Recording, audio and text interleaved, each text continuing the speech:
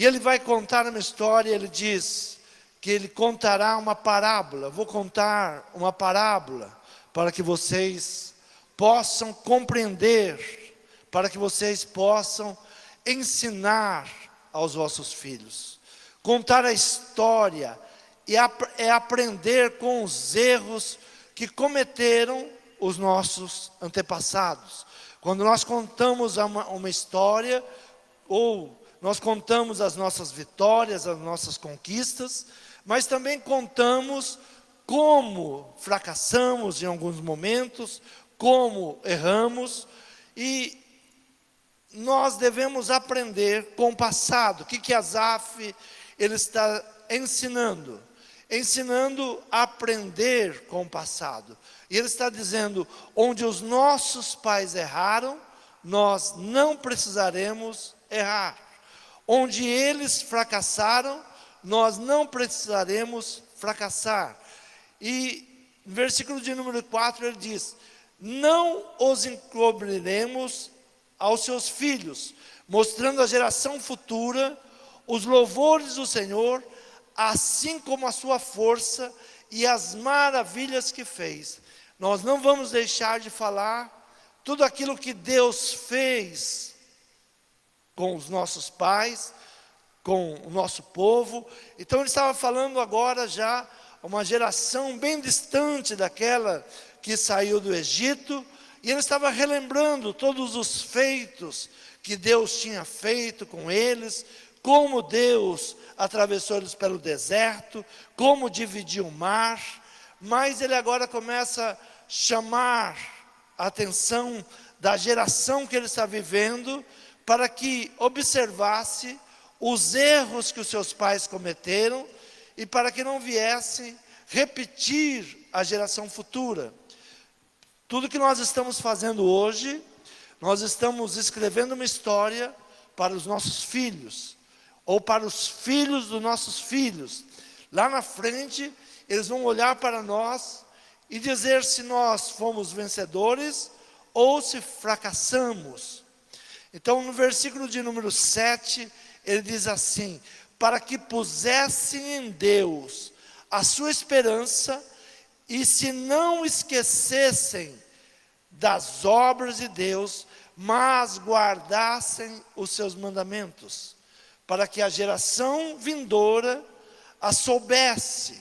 Então ele está contando para que a geração vindoura soubesse tudo aquilo que Deus tinha feito para com eles, e para que eles não se esquecessem das obras de Deus.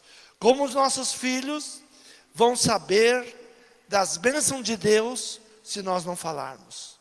Como os nossos filhos vão saber que Deus é maravilhoso se nós não trouxermos a eles a história da nossa vida, como Deus nos livrou, como Deus tem sido bom para conosco, como Deus tem nos abençoado?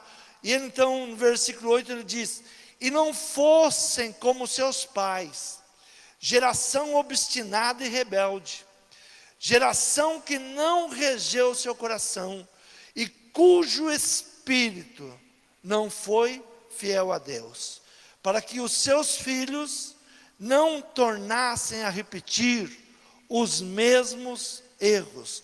Olhasse para a geração passada e soubesse que eles foram uma geração obstinada, rebelde, uma geração que não soube direcionar o seu coração, os seus pensamentos, e por isso se esqueceu, e cujo espírito não foi fiel a Deus.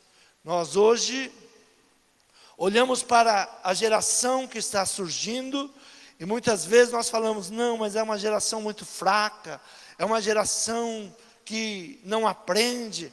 Mas será que não é o nosso exemplo? Será que não somos nós que estamos formando uma geração fraca, uma geração com mau exemplo?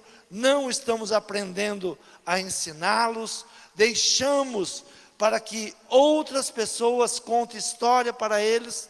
Quantas vezes nós, como pais, mães, nós deixamos o nosso filho na frente da televisão, E esperamos que ali um filme, um programa, dá um entretenimento para ele. Mas Asaf, ele chama atenção para que, olha, eu vou contar uma parábola, eu vou trazer um ensinamento, e esse ensinamento é um exemplo a ser seguido. A história, ela tem uma finalidade: ensinar e criar modelo de comportamento para a futura geração.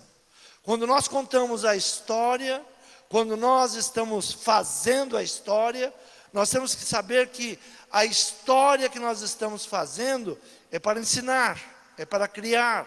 E criar o quê? Um modelo de comportamento para a futura geração. Qual é o modelo de futura geração que nós estamos formando? Como nós estamos formando a futura geração? A história, ela nos possibilita interpretar a sociedade humana olhando para o passado. Quando nós contamos a história, nós podemos interpretar a geração passada e olhar onde eles erraram, para que nós não venhamos errar também, mas corrigir o nosso caminhar. No versículo 9, ele diz assim, abra a tua Bíblia, no versículo de número 9, ele diz: os filhos de Efraim, armados e trazendo arcos, viraram as costas no dia da peleja. Os filhos de Efraim. Então, quando contamos a história, nós temos que ver como avançar, como os nossos antepassados avançaram e como eles também regrediram. Então, Asaf agora ele traz a lembrança da tribo de Efraim. Efraim é filho de José, o segundo filho de José, aquele que diz, quando ele nasce, José diz assim: Deus me fez frutífero na terra. Efraim, Deus me fez frutífero na terra da minha aflição. Então, quando é mencionado o nome de Efraim, a lembrança que vem é que Deus tinha a sua aflição. O salmista agora ele usa e diz sobre esta tribo, que era uma tribo para ser frutífera, uma tribo forte, diz assim: os filhos de Efraim, armados e trazendo arcos, viraram as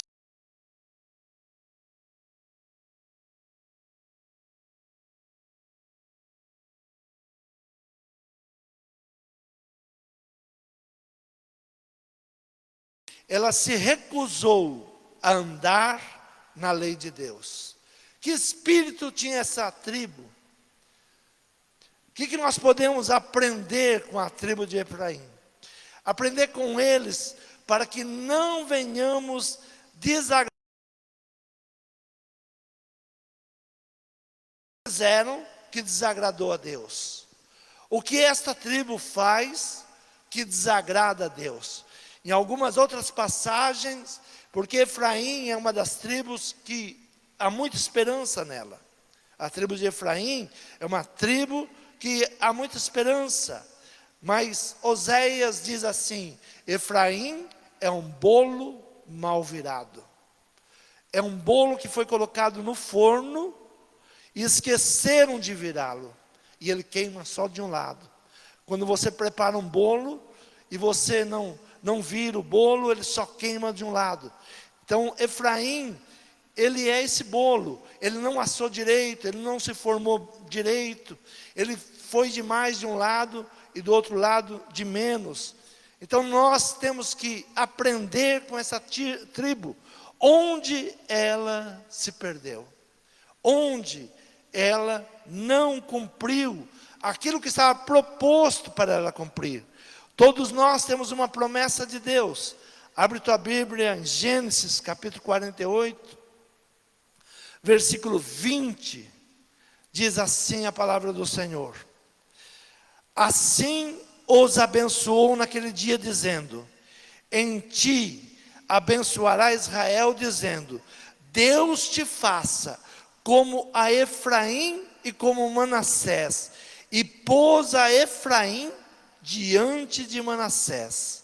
Recebeu a primazia. Efraim, ele recebe a primazia. Apesar dele ser o segundo filho, ele se torna o primogênito. Quando Jacó, ao abençoá-los, troca as mãos e põe Efraim como o primogênito. O que Deus espera de nós? Deus separa Israel, mas há uma grande expectativa em nós. Os cristãos, os gentios, que mesmo sem ver, creram. Então há uma grande expectativa de Deus para que nós venhamos fazer o melhor, para que nós venhamos conquistar. Então na vida de Efraim havia uma expectativa, e agora, olhando para ele, ele foi um medroso, ele tinha todas as armas para ser um vencedor, mas ele se torna um covarde, ele se torna um infiel. O relacionamento especial veio a responsabilidade de ser exemplo. Se nós somos cristãos, nós temos a responsabilidade de ser exemplo para o mundo. O mundo tem que olhar para nós. O mundo tem que olhar para a igreja. E da igreja sair sabedoria. A igreja ela tem que ter sabedoria para ensinar as famílias. E não está perdida como o mundo está perdido. Porque nós temos a palavra, nós temos o nosso Deus para nos ensinar, nós temos condições para sermos mais do que vencedores. Mas também recebemos, nós como igreja, recebemos a responsabilidade que foi nos dada. Abra primeira carta do apóstolo João, capítulo 3, no versículo 1 e o 2 diz assim: vede com grande amor nos tem concedido o Pai, que fôssemos chamados filhos de Deus. Por isso o mundo não nos conhece, porque não conhece a Ele. Amados, agora somos filhos de Deus, e ainda não é manifestado o que havemos de ser, mas sabemos que quando Ele se manifestar, seremos semelhantes a Ele, porque assim como é, o veremos. Olha a responsabilidade que Deus nos dá, através do nosso Senhor Jesus Cristo, de sermos chamados seus filhos. Quem somos nós? Seus filhos. O que Deus espera dos seus filhos? O que Deus espera da igreja? Que nós venhamos nos intimidar, que nós venhamos nos amedrontar, que mesmo tendo toda a capacidade que Deus tem nos dado, nós venhamos nos acovardar. Efraim, ele estava preparado para a guerra. Deus tinha preparado essa tribo para a guerra. No versículo 9 diz: os filhos de Efraim, armados e trazendo arcos, viraram as costas no dia da peleja. Estavam equipados, tinham habilidades, suprimento em abundância, desfrutavam da proteção e a presença de Deus para a grande vitória. Eles tinham tudo para conquistar. O que a igreja tem hoje? O que nós temos hoje? Tudo para sermos mais do que vencedores. Como nós vamos agir? Com medo, com covardia, virando as costas para a palavra, nos tornando como o mundo, ou tomando aquilo que é nosso. Nós somos mais do que vencedores. A igreja ela foi equipada, ela tem habilidade, ela tem os suprimentos em abundância. Desfrutamos da proteção e a presença de Deus para garantir a vitória, Deus vai nos cobrar a vitória. O que você fez com tudo que eu te entreguei? O que você fez com a habilidade que eu te dei? O que você fez com a palavra de vitória que eu te dei? É isso que as famílias hoje serão cobradas. E a geração futura, ela vai cobrar de nós. Nós tínhamos habilidade, nós tínhamos o conhecimento, não ensinamos, não passamos para eles e se perdeu. Quantas vezes nós reclamamos da geração que está se formando, e estamos falando que é uma geração fraca, é uma geração que nada conhece, é uma geração que não quer saber de Deus, mas a grande verdade é que a nossa geração está falhando. Nós estamos falhando. Nós não estamos indo à peleja com toda a habilidade que nós temos. Nós estamos sossegados, nós não queremos saber de igreja, gostamos quando o governo ele impõe para que não venhamos à igreja, acabamos gostando. O governo não quer. Mas os nossos irmãos, os primeiros cristãos, enfrentavam o governo, enfrentavam os leões, enfrentavam tudo que tinha que enfrentar para estarem reunidos. Mas nós somos uma geração que não quer a peleja, não quer luta. Não, se não é para ir, não vamos. Se não é para louvar, não vamos louvar. Mas o que Deus vai cobrar de nós? Na Bíblia Sagrada, existe 366 vezes a palavra vencer. Tem uma vitória para cada dia do cristão. Todos os dias. Hoje é um dia difícil, mas tem uma vitória. Nós somos mais do que vencedores. Nós não podemos tirar a mão do arado. Deus nos colocou em situação semelhante. Será que nós temos habilidade para tudo isso? Será que a igreja está preparada para enfrentar? Abra a tua Bíblia em Efésios capítulo 6, do versículo 10 em diante. O apóstolo Paulo, ele ensina, e essa palavra é para nós também nos nossos dias. Ele fala sobre a armadura espiritual dos cristãos. No demais, irmãos meus, fortalecei-vos no Senhor e na força do seu poder. No demais, irmãos meus, fortalecei-vos no Senhor e na força do seu poder. Então, todos os dias, nós temos que buscar o quê? Nos fortalecer aonde? Em Deus. Em Deus. Eu sei que tem dias que estamos cansados, tem dias que estamos abatidos, mas se não buscarmos Deus, a fraqueza vai tomar conta de nós, virá as doenças. Versículo 11 diz: revesti-vos de toda a armadura de Deus, para que possais estar firmes contra as astutas ciladas do diabo. Revesti-vos de toda a armadura de Deus. Versículo 12: porque não temos que lutar contra carne e sangue, mas sim contra os principados, contra as potestades, contra os príncipes das trevas deste século, contra as hostes espirituais da maldade nos lugares celestiais. Portanto, tomai toda a armadura de Deus, para que possais resistir no dia mau, e havendo feito tudo, ficar firme.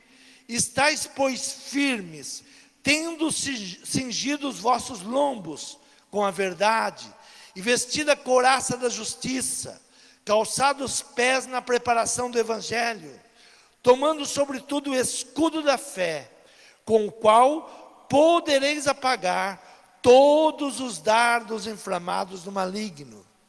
Tem pessoas que não estão usando nem o escudo da fé mais. Vem as setas malignas e a pessoa está recebendo toda seta maligna, tudo que vem ele recebe, e vai abaixando a cabeça, vai se encruando, vai diminuindo, e não toma o escudo da fé. O escudo da fé é para resistir a palavra contrária, resistir o dia mal. E ainda fala: tomai também o capacete da salvação e a espada do Espírito, que é a palavra de Deus, orando em todo o tempo, com toda oração e súplica no Espírito, e vigiando nisto, com toda perseverança e súplica por todos os santos. Deus, Ele nos entregou os recursos para vencer. Apóstolo Paulo, ele fala de armaduras, ele fala de tomar o capacete, de tomar a espada, é nos preparar para uma guerra que nós não vemos, porque ela é no mundo espiritual, e só poderemos vencer com aquilo que Deus nos reveste. Deus nos entregou todos os recursos. Quando nós olhamos para a tribo de Efraim, era uma tribo que tinha todos os recursos. Por que ela desagradou a Deus? Porque ela não guardou os mandamentos, porque ela não se posicionou. Os filhos de Efraim, armados e trazendo arcos, viraram as costas no dia da peleja. A igreja será cobrada sobre isso. Quando vira as costas no dia da peleja, quando não ora, quando não busca, quando não crê, quando não toma as armaduras de Deus, Deus irá nos cobrar. Mas eu te dei ensinamento, eu te dei palavra, eu te ensinei como iria agir. E esta é a parte mais trágica da história. Eles falharam com Deus, fracassaram em sua caminhada. Não guardaram a aliança de Deus e recusaram andar na sua lei. Esqueceram-se das suas obras e das maravilhas que lhe fizera ver. Se esqueceram daquilo que Deus fez, daquilo que Deus já nos abençoou, daquilo que Deus já nos guardou. Então eles falharam exatamente nisso. No versículo 10 traz exatamente isso: não guardaram a aliança de Deus e recusaram andar na sua lei. Este é o ano que nós estamos tomando a decisão, firmar os nossos passos no Senhor. Como é que vamos firmar os passos no Senhor? Olhando para a palavra, guardando a palavra, olhando para a história, olhando para a nossa vida, onde estamos errando, onde estamos deixando de agradar a Deus, o que a igreja está fazendo hoje, que está desagradando a Deus, porque tantos males vêm vindo ao nosso país. Se o Brasil é um país de promessas, celeiro para o mundo, onde nós estamos errando? Então nós temos que olhar, será que nós fomos capacitados? Quem somos nós? Somos filhos de Deus, somos aqueles separados. Vede com grande amor nos tem concedido o Pai, que fôssemos chamados filhos de Deus. Por isso o mundo não conhece, porque não conhece a Ele. Deus não está falando com o mundo, está falando com a sua igreja. Deus nesses dias não vai falar com o mundo, porque o mundo não conhece Deus, mas a igreja conhece, você conhece, eu conheço Deus. Onde nós estávamos e de onde Deus nos tirou, quais foram as maravilhas que Ele fez. Então não podemos esquecer Deus, temos que buscar a sua palavra. Lucas capítulo 9, versículo 62, a palavra diz para não tirar a mão do arado, não pare, não desista, não volte atrás. No dia da peleja, é dia de orar, é dia de buscar, é dia de determinar. Não é tempo de estarmos em nossas casas estucadas, enquanto a obra está para ser feita. Nós temos que olhar onde nós estamos errando. O que nós estamos trocando? O que nós estamos deixando Deus de lado? O que nós estamos abrindo mão da palavra de Deus? Onde a nossa geração, ela está deixando de buscar a Deus?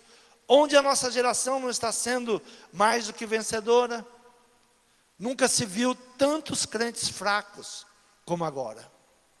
Por isso, sempre na Santa Ceia se lê aquela palavra: por causa disto, há entre vós muitos fracos e doentes e muitos que dormem.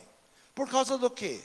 Não saber quem é, não saber qual é a chamada, não saber qual é a função da igreja, não saber para que Deus nos chamou, não saber para que estamos prontos a uma guerra para vencer. Então a palavra do Senhor, ela nos chama a não tirar a mão do arado, a continuar, a confiar em Deus, a ensinar os nossos filhos, ensinar a geração futura, não abrir mão do ensinamento.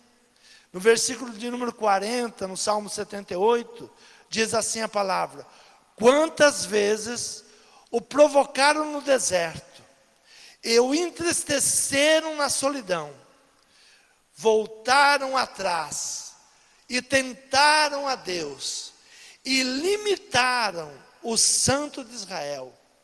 Não se lembraram da sua mão, nem do dia em que os livrou do adversário. Limitaram o Santo de Israel. Quem pode limitar Deus? Só nós. Nós podemos limitar Deus, porque Deus age através da sua vida. Deus, Ele tem levantado os seus filhos, para que os seus filhos sejam seu representante.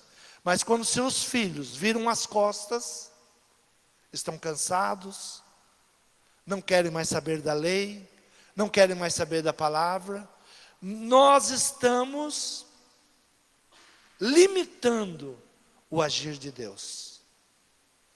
Por que Deus não está agindo nos nossos dias? Porque nós estamos limitando o agir de Deus. Não cremos no agir de Deus. Não achamos que Deus é capaz. Não achamos que Deus pode mudar um governo. Não, nós não acreditamos. A igreja, ela orava e Deus mudava governos. A Babilônia caiu. Por quê? Daniel orava 3 vezes ao dia, jejum, clamava para voltar para Jerusalém. A igreja hoje está clamando? Não. A igreja hoje está no Facebook, a igreja hoje está nas redes sociais, só. Não há reunião de oração, não há busca, não se busca o Espírito Santo, não se busca a unção, e só a discussão. A igreja isso, a igreja aquilo. Nós nos esquecemos quem é Deus. Quantas vezes provocaram no deserto, entristeceram na solidão. Nós temos deixado Deus na solidão. Nós temos deixado Deus em segundo plano. Nós temos deixado Deus para o dia que eu posso e o dia que eu quero. Nós temos deixado Deus para depois. Hoje não. Deus não é mais prioridade em nossa vida.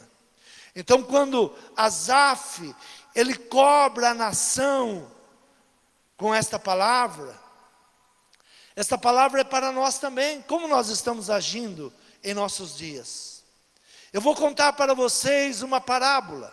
Assim começa Asaf escrevendo o seu poema. Eu vou contar para vocês uma parábola. Eu vou contar para vocês como aconteceu. Eu vou contar para vocês como o Efraim se tornou um fracasso, quando ele era para ser frutífero. Hoje nós poderemos escrever, eu vou contar para vocês, como a igreja no Brasil está se tornando um fracasso. Tinha tudo para ser vencedora, mas fugiu no dia da peleja. Não ora mais, não crê mais, não profetiza mais, não busca a palavra, não ensina os seus filhos. Essa é a igreja. Será que nós estamos nos tornando a igreja Efraim? Será que nós somos a igreja Efraim? Nós somos a tribo Efraim? Até um tempo atrás tem uma canção que diz: Brasil, tu és o meu Efraim. Há uma canção que diz que o Brasil é o Efraim de Deus. Mas será que é esse Efraim fracassado, que tinha tudo para vencer e voltou atrás? Estava com toda a habilidade, mas não usou. Tinha as ferramentas, as armas, mas não usou. Será que nós seremos conhecidos exatamente como a igreja que tinha tudo para mudar e não mudou? Será que a igreja no Brasil será conhecida como a igreja que é um bolo que não virou, que não se formou? Que o diabo está fazendo o que quer, está destruindo as famílias, está destruindo os negócios, está pondo no governo quem ele quer, e a igreja não ora, a igreja não busca, e a igreja não ensina os seus filhos em oração. É uma reflexão para nós hoje, é uma reflexão para saber como nós estamos. Quantas vezes provocaram no deserto, entristeceram na solidão, voltaram atrás e tentaram a Deus e limitaram o Santo de Israel. Olha que palavra dura quando nós limitamos o agir de Deus. Colocamos Deus numa caixinha e falamos: olha Deus, é só de domingo de manhã, só domingo à noite. Nós estamos limitando o agir de Deus. Deus não está na nossa casa, Deus não está nos nossos negócios, Deus não está nos nossos relacionamentos. Colocamos Deus fora. E quando nós achamos, então vamos buscar Deus, que hoje é dia de Deus. Será que nós seremos esta igreja? Ou vamos acordar para tudo aquilo que Deus tem para nós? Saber quem nós somos. Somos filhos de Deus. Somos separados, chamados. Vede agora com grande amor, nos tem concedido o Pai, que fôssemos chamados filhos de Deus. Por isso, o mundo não nos conhece, porque não conhece a Ele. Amados, agora somos filhos de Deus, e ainda não é manifestado o que havemos de ser, mas sabemos que quando Ele se manifestar, seremos semelhante a Ele, porque assim como é, o veremos. Quantos estão esperando Cristo na sua glória? Se coloque de pé. Nós não podemos ser um Efraim fracassado. Temos tudo para sermos mais do que vencedores. Asaf, ele chama uma geração para ensinar. Ensinar onde os seus pais erraram. Nós temos que pelo menos ensinar aos nossos filhos onde nós estamos errando. Estamos errando quando colocamos Deus em segundo plano. Estamos errando quando não dobramos mais os nossos joelhos. Estamos errando quando aceitamos o mundo entrar dentro de nós. Nós não influenciamos o mundo, mas o mundo está nos influenciando. Então a igreja no Brasil, ela está errando exatamente em ser influenciada pelo mundo. Nós temos que influenciar. Começa na tua casa, começa com a tua família, começa com os seus filhos, começa no teu casamento. Como vamos mudar a nação? Como vamos mudar a igreja se nós não mudamos a nossa casa? Se estamos como uma tribo falida, como uma tribo fujona, como uma tribo que não enfrenta, mesmo tendo toda habilidade. Toda habilidade. Fale com Deus nesta noite. Peça para que Deus não te deixe voltar atrás, tirar a mão do arado, não te deixe desanimar, não te deixe entregar a peleja. Nós somos mais do que vencedores. Para cada dia do ano tem uma vitória. Deus dá 366 dias, sabendo que tem anos que tem dias a mais. Não fica um dia sem vitória. Todos os dias nós somos mais do que vencedores. O Senhor te formou para ser vencedor. Toma esta palavra na tua vida. Você é mais do que vencedor. Fale com Deus nesse momento. Peça perdão a Deus. Peça perdão. Nós somos um povo obstinado, um povo teimoso, um povo frio, um povo que é ingrato, que não agradece, que não busca, que não louva.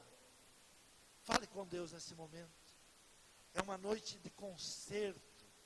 Conserto da nossa igreja, conserto da minha vida, conserto para esta nação, para não sermos como Efraim, aquele que tinha tudo e fugiu.